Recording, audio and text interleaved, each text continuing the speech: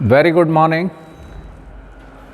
तो आज हमने देखा पहले क्या, कन्वेंशनल इग्निशन सिस्टम, जिसमें कि मैकेनिकल सीवी पॉइंट के द्वारा,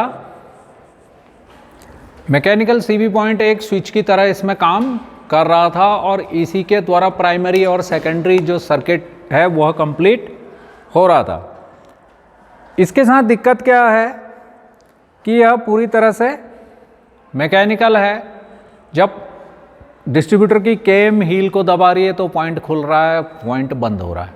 पॉइंट खुलने और बंद होते समय दोनों टाइम पर एक आर्किंग हो रही है। वो आर्किंग इस कंडेंसर द्वारा एब्जॉर्ब हो रही है और इसकी एक लिमिटेशन है कि यह 1 सेकंड में सिर्फ 400 बार ही स्पार्क कर सकता है और ज़्यादा आरपीएम पर यह काम नहीं कर सकता। ज़्यादा आरपीएम पर काम क्यों नहीं कर पाता? वीक करंट हो जाता है। क्यों नहीं हो पाता? क्योंकि इसका जो ड्वेल पीरियड है, ड्वेल पीरियड में ही मैग्नेटिक फील्ड जनरेट होता है। ड्वेल पीरियड क्या है? वह समय जबकि पॉइंट चिपका हुआ है। जब हाई आरपीएम पर चल रहा है तो पॉइंट को उतना चिपकने के लिए जगह नहीं मिलती। तो जब स्विच पूरी तरह से बंद ही नहीं हो पाता तो कॉइल के अंदर, इस इग्निशन कॉइल के अंदर पूरा मैग्नेटिक फील्ड नहीं बन पाता है। ठीक है, इस वजह से और इसमें बार बार मेंटेनेंस, सीवी पॉइंट में गड्ढे पड़ना, उसकी सफाई करना, बार बार सीवी पॉइंट को बदलना, और जब इसे बदलना है तो गाड़ी को एक दिन का पूरा हॉल्ट होता है। जो गाड़ियां कमर्शियल यूज़ में लगी हुई हैं उनके लिए भी, जो प्राइवेट गाड़ियां भी हैं, आदमी अपना काम कर रहा है, वो अपना काम छोड़कर गाड़ी की सर्विसिंग कराने के लिए उसे बार बार सर्विस सेंटर जाना पड़ता है। तो सन 1984 के बाद लगभग यह पूरी तरह से ऑब्सोलीट हो गया। ठीक है, विदेशों में। भारत में ये बहुत दिनों तक चलता रहा, अभी भी इसकी गाड़ियां चल रही हैं। तो 1984 में इसकी जगह ली इलेक्ट्रॉनिक इग्निशन सिस्टम ने। इलेक्ट्रॉनिक इग्निशन सिस्टम समझने से पहले तुम्हें यह समझना जरूरी है कि इलेक्ट्रॉनिक्स है क्या।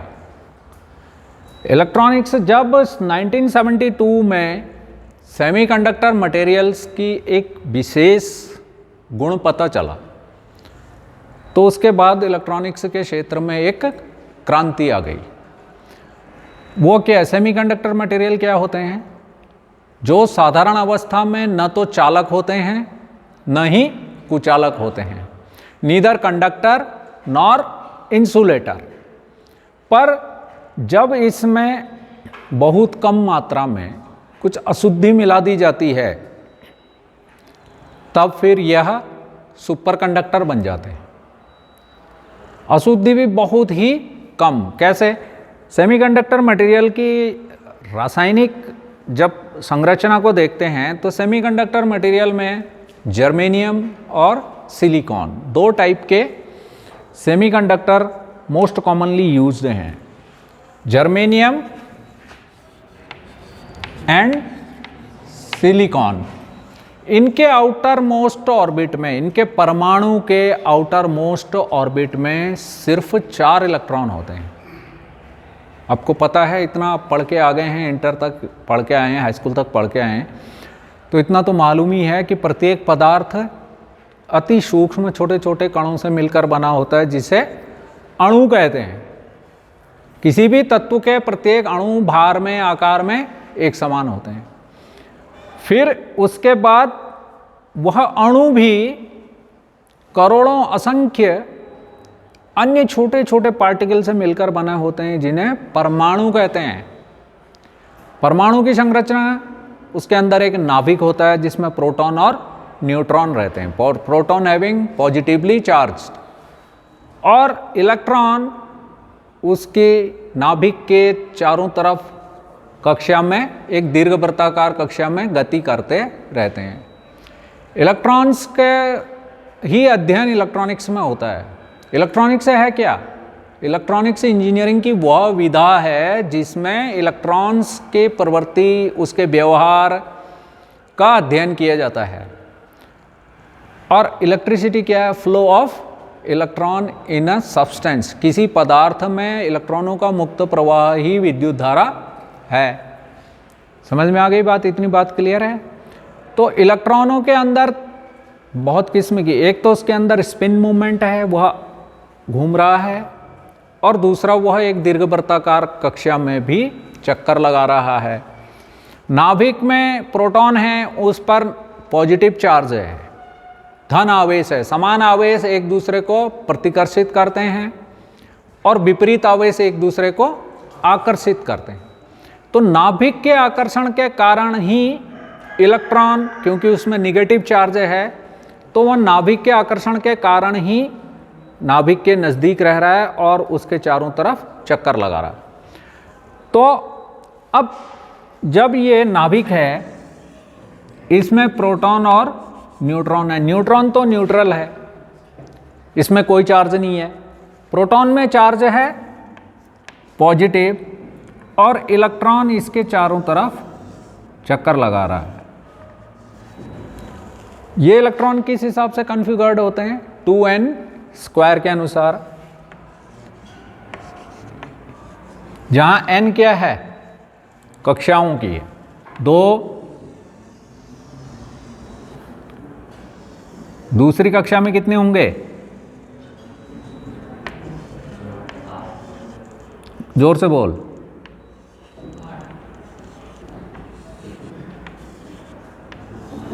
8 है ना, ये 8 ले आए।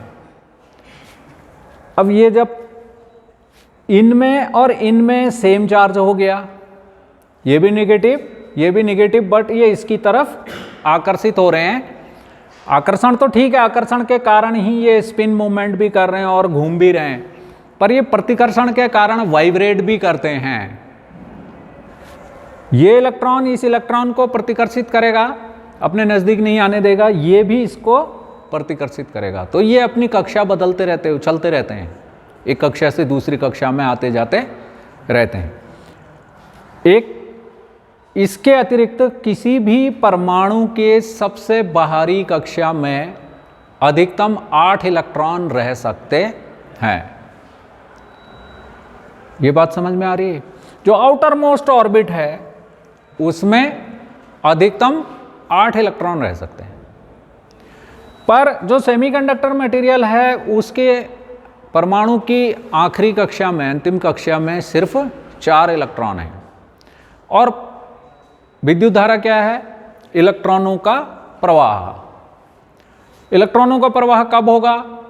जब उसके अंदर मुक्त इलेक्ट्रॉनों की संख्या ज़्यादा हो जाएगी। यदि आउटर मोस्ट ऑर्बिट में 9 होंगे तो ये प्रतिकर्षण से एक को बाहर धकेलने की कोशिश करेंगे। यदि इसमें 7 होंगे, आउटर मोस्ट ऑर्बिट में 7 होंगे, तो उस होल को पूरा करने के लिए एक इलेक्ट्रॉन बगल वाले परमाणु से वह खींचने की कोशिश करेगा। ये जब समझ में आ गई इतनी छोटी सी बात, तो इलेक्ट्रॉनिक्स फिर धीरे धीरे समझ में आ जाएगी। ठीक है, धीरे धीरे समझ में आ जाएगी। तो सेमीकंडक्टर मटेरियल में आउटर मोस्ट ऑर्बिट में, चाहे वो जर्मेनियम है चाहे सिलिकॉन है, इनके 4 हैं। तो जब ये पता चला कि इसमें डोपिंग हो सकती है, फिर टेक्नोलॉजी इतनी विकसित हो गई कि अब हम मिक्सिंग इसमें कर सकने योग्य हो गए। तो वैज्ञानिकों ने देखा कि इस प्रकार के तत्वों के, जो कि सेमीकंडक्टर हैं, न तो पूरी तरह से चालक हैं न ही कुचालक हैं, नीदर कंडक्टर नॉर इंसुलेटर, यदि इनमें, इनके परमाणुओं में बहुत ही अल्प मात्रा में, बहुत ही कम, मतलब कि 100 मिलियन एटम में यदि एक एटम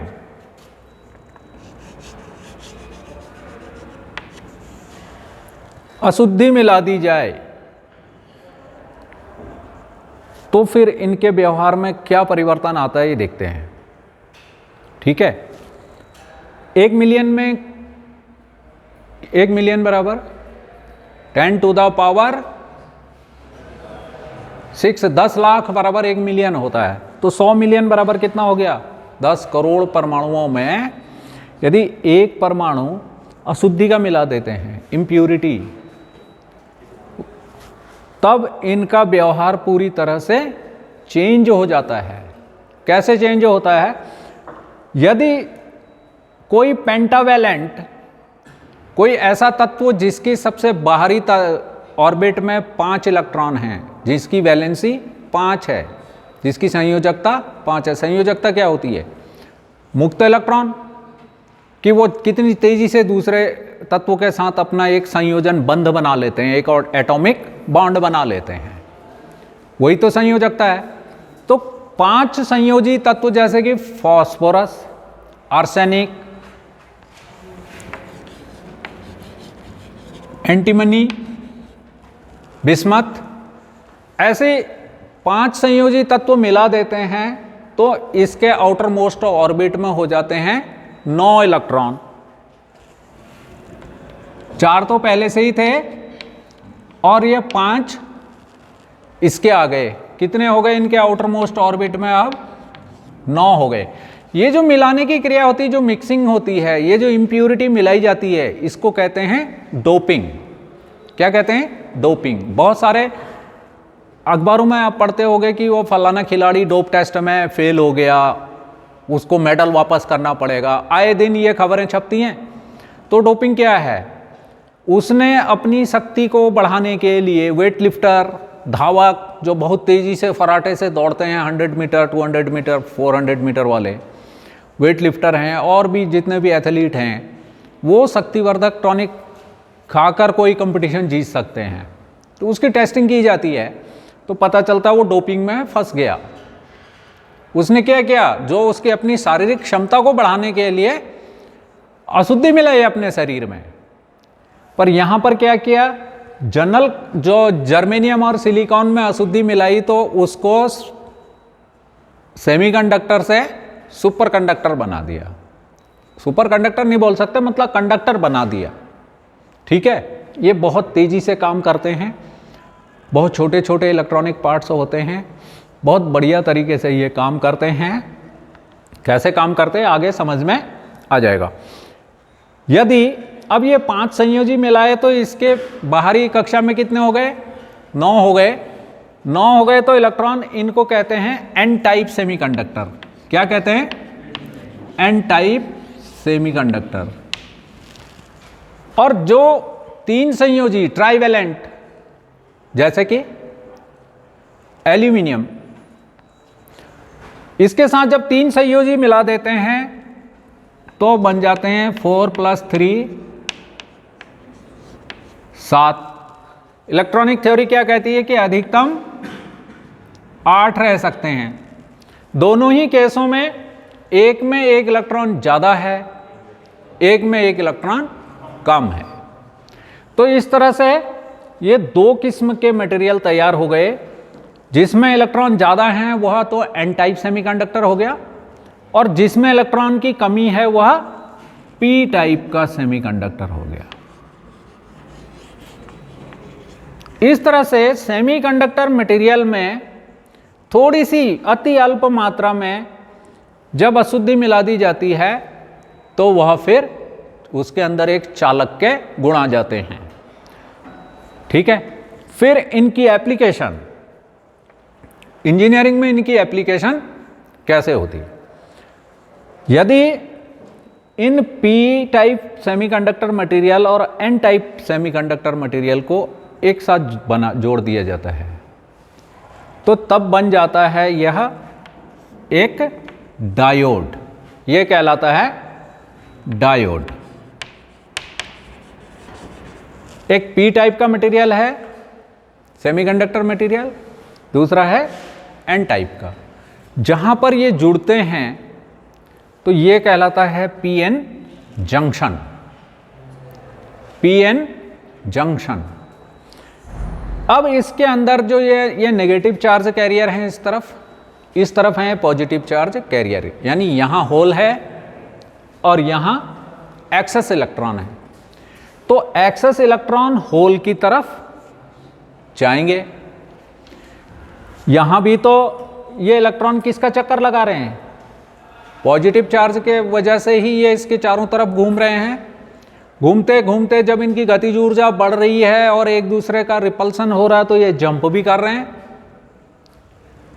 तो सेम इसमें इस पीएन जंक्शन में ये इस तरफ आ जा सकते हैं। जब इस पीएन जंक्शन को, जब इस डायोड को किसी बैटरी के साथ इस तरह से जोड़ा जाता है कि उसका पी टाइप जो सिरा है वो बैटरी के पॉजिटिव में लगा दिया जाता है और एन टाइप सिरा बैटरी के निगेटिव में लगा दिया जाता है, तब इस पीएन जंक्शन से इलेक्ट्रॉनों का प्रवाह शुरू हो जाता है। जो ये एन टाइप के में जो एक्सेस इलेक्ट्रॉन हैं वह पी टाइप की तरफ चलने शुरू हो जाते हैं। वो जंक्शन को पार करके, नेगेटिवली चार्ज्ड कैरियर जंक्शन को पार करके वापस बैटरी की तरफ चला जाता है। पॉजिटिव टर्मिनल का मतलब क्या है कि वहां पर इलेक्ट्रॉनों की कमी है। इलेक्ट्रॉनों की कमी है मतलब वहां पर आकर्षण है। मैंने तुम्हें कई बार वो प्रैक्टिकल कराया था ना, स्केल को घीसो और उसके बाद देखो कि धूल उसमें चिपक जाती है, धूल के कण उसमें चिपक जाते हैं। क्यों चिपकते हैं? क्योंकि उसके आउटर मोस्ट के ऑर्बिट के जो इलेक्ट्रॉन थे वो तुमने अपने इधर रगड़ के गिरा दिए, वहां होल बन गया। जब आप उसे धूल के पास लेके जा रहे हो तो धूल में जो भी इलेक्ट्रॉन हैं वह उस पर चिपक जाते हैं। तो सेम यहां से निगेटिवली चार्ज्ड कैरियर जो है वह पॉजिटिव टर्मिनल की तरफ को चले जाते हैं और यहां जो इलेक्ट्रॉनों की कमी हो जाती है उसके लिए निगेटिव टर्मिनल से बैटरी से वापस इलेक्ट्रॉन आ जाते हैं। इस तरह से इसमें करंट का प्रवाह होना शुरू हो जाता है। पर जब हम इसको उल्टा कर देते हैं, हम इस पी टाइप वाले सिरे को बैटरी के निगेटिव से जोड़ देते हैं और पॉजिटिव सिरे को एन टाइप से जोड़ देते हैं, तो क्या होता है कि एन टाइप में जो इलेक्ट्रॉनों की अधिकता है, क्योंकि इसके आउटर मोस्ट ऑर्बिट में 9 इलेक्ट्रॉन हैं, ये इलेक्ट्रॉन सब बैटरी के पॉजिटिव की तरफ चले जाते हैं। अब ये पीएन जंक्शन से होकर ये चार्ज कैरियर नहीं चलता है, तो ये हो जाता है नो करंट फ्लो। इसीलिए डायोड को एक दिशकारी भी कहते हैं, मतलब ये करंट को एक ही दिशा में बहने देता है। समझ में आ गई बात? ये सब पढ़ाने का मतलब ये था कि डायोड जो बना उससे ये फायदा हुआ कि करंट को हम जहां को घुमाना चाह रहे हैं वहां को जाए, जहां हम नहीं चाह रहे हैं जिस तरफ को ना जाए तो वो गेट बंद कर दें। इस दरवाजे को हमने बंद करना था, बंद कर दिया। अब इसका प्रयोग आगे कहां होगा? कुछ दिन पहले तुम्हें चार्जिंग सिस्टम पढ़ा रखा है, वहां पर रेक्टिफिकेशन के लिए अल्टरनेटर में डायोड होते हैं। अब उसे अच्छी तरह से समझ जाओगे कि किस तरह से उसको टेस्ट करते हैं डायोडों को, ठीक है? तो जब इनको मिला दिया जाता है, 2 टाइप के सेमीकंडक्टरों को मिला के एक पीएन जंक्शन बना दिया, तो इससे बना डायोड। अब जब ये पीएनपी बना दिया जाए, यदि इनके 3 बंध बना दिए जाते हैं, तब बन जाता है एक ट्रांजिस्टर। ट्रांजिस्टर के नाम से ही पता चलता है कि ट्रांजिस्टर का नाम होता है, इसमें क्या है? Transfer plus resistor. इसको जोड़ देते हैं तो बन जाता है ट्रांजिस्टर। यह ट्रांजिस्टर इलेक्ट्रॉनिक्स में एक सॉलिड स्टेट स्विच की तरह काम करता है। कैसा काम करता है? एक सॉलिड स्टेट स्विच की तरह। यह कंट्रोल करने के लिए, पूरे सर्किट को कंट्रोल करने के लिए। इलेक्ट्रॉनिक्स इग्निशन में इसका बहुत ही अधिक काम, आगे सारा काम इसी का, ट्रांजिस्टरों का है और डायोड्स का। और ट्रांजिस्टर को एज ए करंट एम्पलीफायर भी यूज कर सकते हैं। 2 ट्रांजिस्टरों को जोड़ के डार्लिंगटन कपल बनाया जा सकता है, ठीक है? तो इस तरह से ट्रांजिस्टर के फिर इसके 3 भाग हैं, एक पी, एन, पी। ये 2 प्रकार के हो जाएंगे, एक पीएनपी टाइप और दूसरा एनपी एन टाइप। इसके 3 टर्मिनल हैं, बीच वाला है बेस, इधर वाला इमीटर जो कि देने वाला, कलेक्टर जो ग्राही है, ग्राहक जो कि ग्रहण करता है। तो ये 3 टर्मिनल है, बीच वाला बेस है, लेफ्ट वाला इसका इमीटर है और राइट वाला कलेक्टर है। ठीक है, पर इसको मल्टीमीटर से इसको कैसे ट्रांजिस्टरों में, ये बहुत छोटे होते हैं, ये बनाने में इतना बड़ा लग रहा है, ये ट्रांजिस्टर इतना बड़ा नहीं होता, ये बहुत ही छोटे छोटे होते हैं, बहुत ही सूक्ष्म। ये जो लेयर होती है, ये बीच वाली लेयर होती है, ये बहुत ही सूक्ष्म होती है, माइक्रोन में।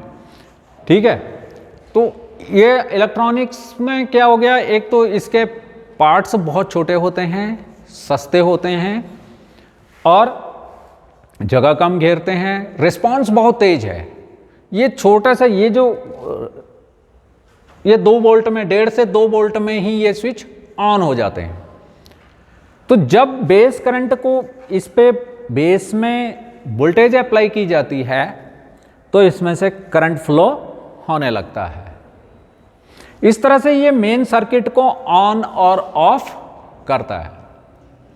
जो ट्रांजिस्टर एज ए स्विच जहां पे भी काम कर रहा है, जब भी आगे इलेक्ट्रॉनिक इग्निशन में आएगा कि बेस को करंट, ट्रांजिस्टर के बेस को कंट्रोल करंट मिलनी शुरू हो जाती है। ये कंट्रोल करंट है जो कि बेस को मिलती है, इससे ट्रांजिस्टर ऑन होके मेन वाले करंट के स्विच को ऑन कर देता है।